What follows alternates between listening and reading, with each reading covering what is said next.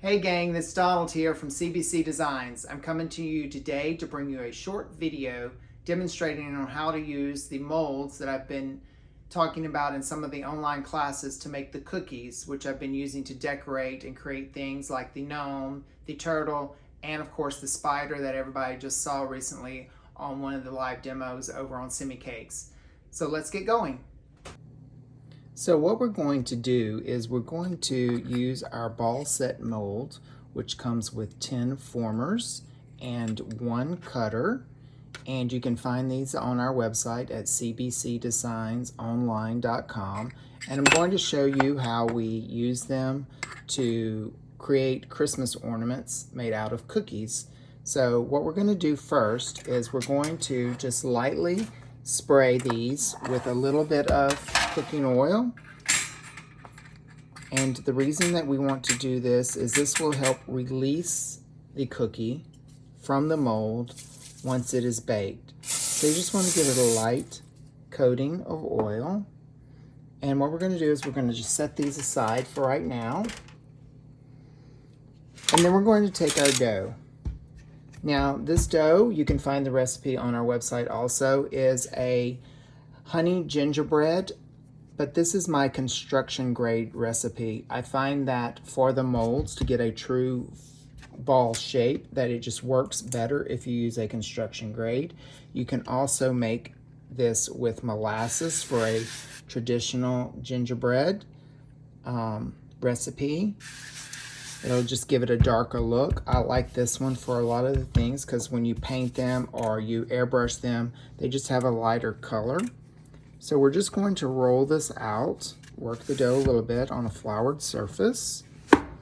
Now, one of the tricks to getting this form is you do not want the dough to spread a lot. So that's why we're using the construction grade gingerbread. So I'm going to start rolling this out. And then what I'm going to do is I'm going to take my spacers. Now, the molds work best if you use spacers. And you want to roll this to about 1/8 of an inch to 1/16 of an inch. These are actually 1/16 of an inch spacers. They can also be found on the website. And you just place the dough between the two spacers and just roll it until it becomes thin. So just make sure that your dough is not sticking to the surface because you want to be able to pick up the sheets. So then we're going to take our cutter and we're going to cut out our circles. So the set comes with 10 molds and 1 cutter, as I previously said, but we're just going to do 6 of them. I'm just going to take this extra dough out of the way. With the construction grade gingerbread also, it doesn't stretch as easy, so you can just be a little tougher with it. I'm going to set that aside. And then I'm going to take my mold and I'm going to place my dough on top of it. Now, what you want to do is you just want to take your fingers and just cup around the mold until it's on there. Now, it will not be perfect, as you can see, on the mold, but what you want to do is just take your thumbs and start on the edges and gently press and pull down at the same time. And what you're doing is you're stretching this dough. Now you want to make sure that you go almost all the way to the edge. You can touch the edge, but don't push it down on the edge, because if you do that, it will create a lip of dough, and you don't really want that. So you want to go all the way down, almost to the edge. You can still see I have a little gap in there. And then we're just going to put these on our baking sheet. So I'm going to do the rest of these. And if the dough tears right there, doesn't matter. You can just continue to form it. Press it on there. Use your fingers. Just gently press it down. If it tears or it starts to stretch, you can adjust it. that will not affect the baking.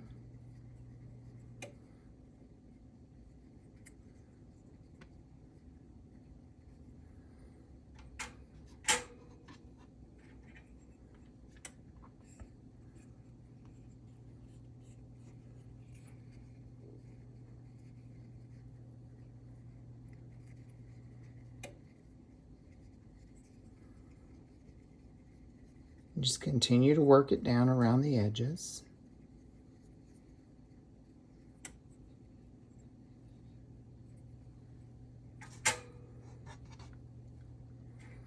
And because they're sprayed with the oil, it helps when you're pressing them on and maneuvering the dough down to the edge. Don't pull from the top center or you will wind up with a very thin edge on the top, and that we do not want. We want it to be pretty much even all the way around. And I'll do these last two.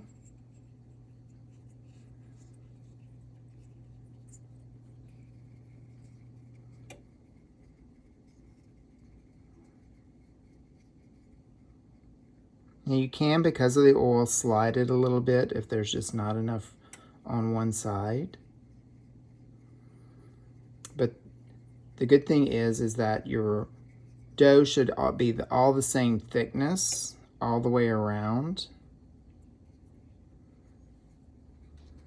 And we have one more because you used the spacers.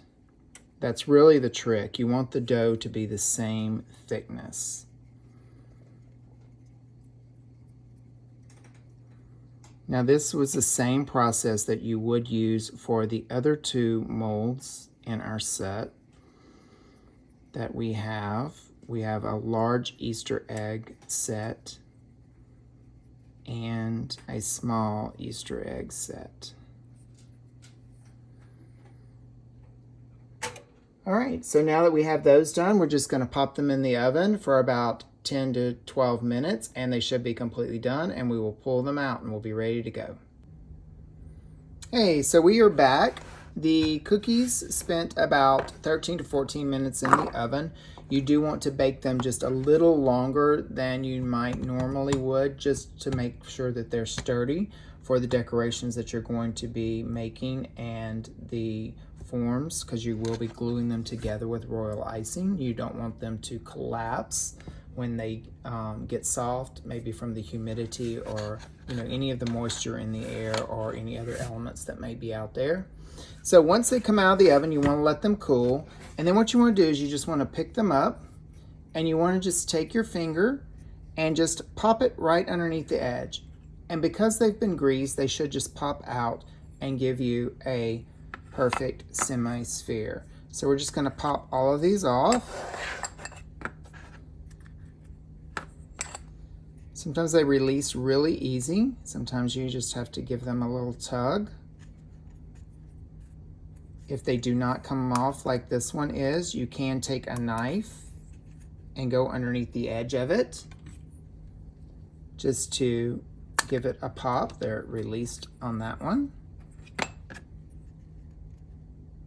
Same for this one. Just give it a little pop there. You can use a spatula. Just make sure if you are using a knife that you do not cut yourself. There we go, they're all released. So now we have perfect hemispheres. And this is why you do not want the dough to be too thick. You want to use, like I said, a construction grade gingerbread, because you want the edges to be thin, but you want them to be sturdy. If you use a regular dough, like just a regular honey dough or a regular gingerbread, it will puff up a lot and you won't get that shape. So as you can see, I can take just about any of these forms and put them together and match them up, and they will pretty much all form a sphere. Doesn't matter which two I put together.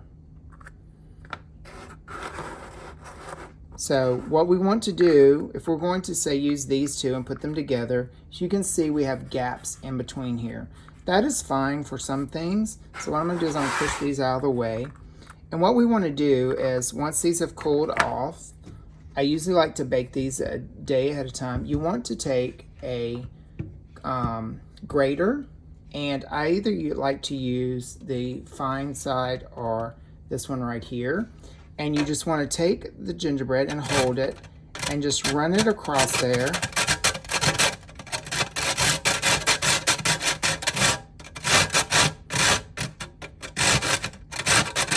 So you can use either side that you want to, but we're just smoothing down the sides.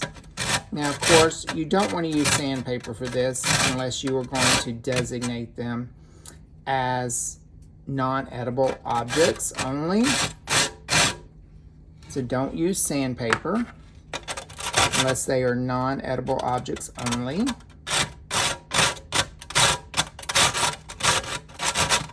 Just want to go back and forth across.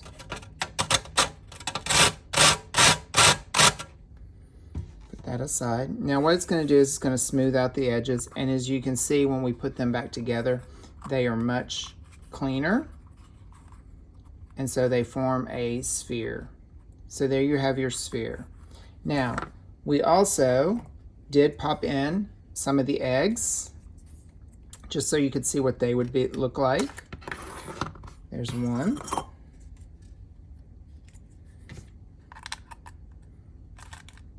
Just loosen it around the edge till it pops out.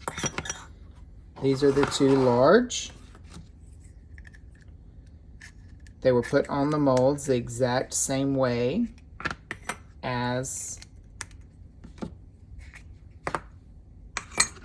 the regular ones. And then of course you can do the same thing. You can grate down the sides to make them meet. And then what you want to do is you actually want to glue them together with royal icing. Now we also baked one in the traditional gingerbread, the darker, and if you notice these have a shine to them, that is because I brushed them with some egg wash as soon as they came out of the oven, which gives it a nice different effect.